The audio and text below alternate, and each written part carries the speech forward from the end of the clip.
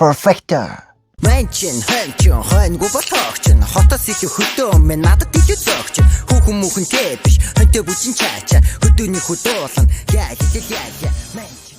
За минь цай байцаанууд. Тэгэхээр энэ бол хүүхэд болгоны дуртай, жимсний амттай, чихрийн холцтой цэлцэгнүр. Гэтэ энэ удаагийн бичлэгээр би та бүхэн танилцуулах байгаа цэлцэгнүр ердөөсөө энэ цэлцэгнүр шиг чихрийн холцтой, жимсний амттай биш. Харин эсэргээрээ давсны холцтой, махны амттай, бас дээрээс нь саяны цэлцэгнүүрийг хийхэд ашиглагддаг желатин ерөөсөө ороогүй, бүр оронд нь энэ үхрийн шир ашиглаж хийсэн. Тэ монголчууд бүгдээрээ хавар болгон хийж иддэг, бүр талхан дээр тавьж иддэг ямар илэгний нухаш байгаа биш үү те, бүр тийм нэгэн цэлцэгнүүрийг та бүхэнд яг одоо танилцуулах гэж байна. Тэр цэлцэгнүүр бол монголчууд бид бүхний хэлж заяшснаар стүүжин битээ тийм ээ. Тэгээ миний энэ хүү стүүжинг хөдөөний цэлцэгнүүр гэж хэлэх болсон шалтгаан бол ерөөсөө энэ цэлцэгнүүртэй маш адилхан байсан. Зарим зүйл нь л өөр. Ягаад гэвэл энэ бол сахартай, харин энэ бол давстай.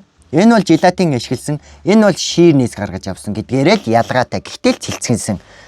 Яага хаанаас яг яаж яваад стүүжин гэж нэрлэдэг болсныг бол би сайн мэдэхгүй байна. Зүгээр л яг хавар болгон яг өдийд ингээд яг стүүжин хийж иддэг байхгүй юу? Тэ. Яагаад хавар стүүжин хийж иддэг вэ гэвэл өвөл угаасаа та нарын мэдж байгаачлан энэ үхрийн ширний гол эзэн нэг үхрийг чинь те өвлийн чинь ингээ хийж байгаа ш. Тэгээ ширнүүдийн хавар ингээд ийм болгож байгаа. Тэгээд хотын үзэгчд байгаа, стүүжи идэж үзээгүй үзэгчд байгаа, идэж үзсэн ч үзэгчд байгаа. Тийм баг идээд бичлэг үзэж байгаа үзэгчдэж байж иж магадгүй. Ямар ч тач амар олон төрлийн үзэгчд байгаа. Гэхдээ мэддгүү үзэгчдэд нь зориулаад энэ хүү стүүжинг яаж яваад энэ үхрийн ширнээс гаргаж авсныг хамтдаа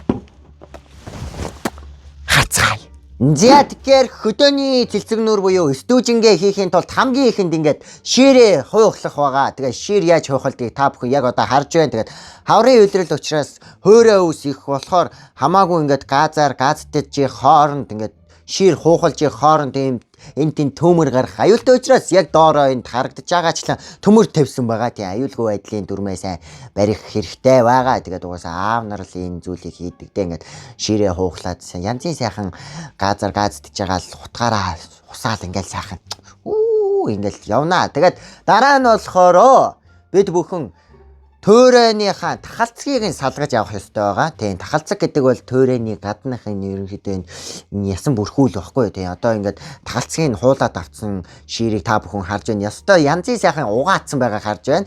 За ингээд угаасныхаа дараа бид бүхэн ширээ хэрвслах байгаа. Тэгээ хэрвслах үйл явц бол нэлээд удаан өрнөө. Тийм халуун гал дээр ингээд тогоон дотор ингээд усанд хийгээд нэлээд сайн ингээд тэ шүлийн бий болгоод бүр ингээд жинхэнэ ялцайлгаа тэ жинхэнэ ийм зөөлрүүлнэ. Тэгээ зөөлрсөн дариуд нь бид бүхэн яснаас нь салгахын тулд ингээд хэсэг хэсгээр нь бас ингээд хутгаараа ингээд зүсж авах байгаа. Тэгээ дахиад ингээд нэг сайн болоогүй бол буцааж тогоонд нь хийгээд хэрвсэлсаар байх болно. Тэгээд хэрвслэж болсныхан дараа юу болдог вэ гэдгийг угаасаа тайлбарлаж өгөн. Тэгээд мэдээж энэ бол нэрээ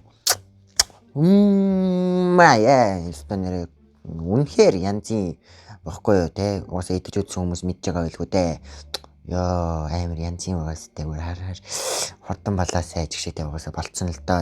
Яг одоо яг болж байгаа үйл явцыг та нарт харуулж юм л да.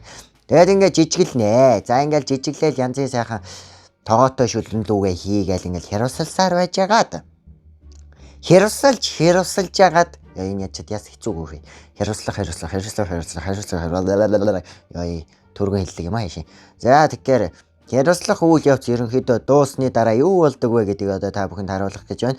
Өдөржингөө хэрвслсныхаа дараа орой болоход хүртэл тогоон дотроо те ингээд аргал маргалтай галынхан дээр тогоон дотроо те ингээд хэрвсэлсаар байгаа. Тийм амар олон шир байгаа одоо хар. За ингээд хэрвслаа жижиглээд ингээд салгаж авсны дараа ингээд яснаас нь салгаж авнаа. Тэгээ яснаас нь салгаад нөгөө л хэрвсэлсэн шүлэндөө дээрээс нь хийн. Тэгээд дээрээс нь хийчээ сайхан хамтлагч буюу сайхан ногоонуудаа ингээд нэмж өгөн сонгон мөнгөн те л муу бүгднийг ингээд нэмсний дараа ингээд эн чи сайхан буцлана. Тэ нэлээ хэдэн цаг дахиад буцалгах баг өдөр болон заяа. Нэг өдөр буцалгасны дараа одоо харагдаж байгаачлаа гаргаж хонуулаад ингээд сөхөө тарангууд хардаа бидний хөдөөний цэлцэг нүр буюу стүүжин маань ингээд бэлэн болж байгаамаа. Үу яа тийм ээ нэг иймэрхүү л байна да. Тэгэл энэхүү үхрийн шир маань яг одоо миний идэх гэж байгаа энэхүү стүүжин болж хөрсөн байна. Тэ ямар тач одоо идэ да. Баахан юм яриад ёстой нэр хотод хонголцоод бараг л золтой дундуур нь идцэнгүү. Одоо ASMR явна гэдэг тоххой. Энэ хардаа. Үу.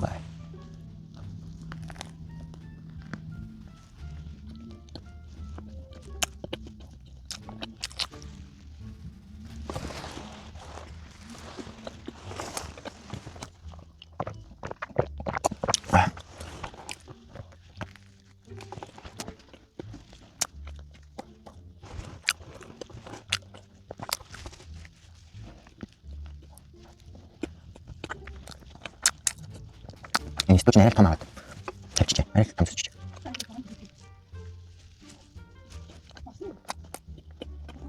Бичлэг явсаар болтой.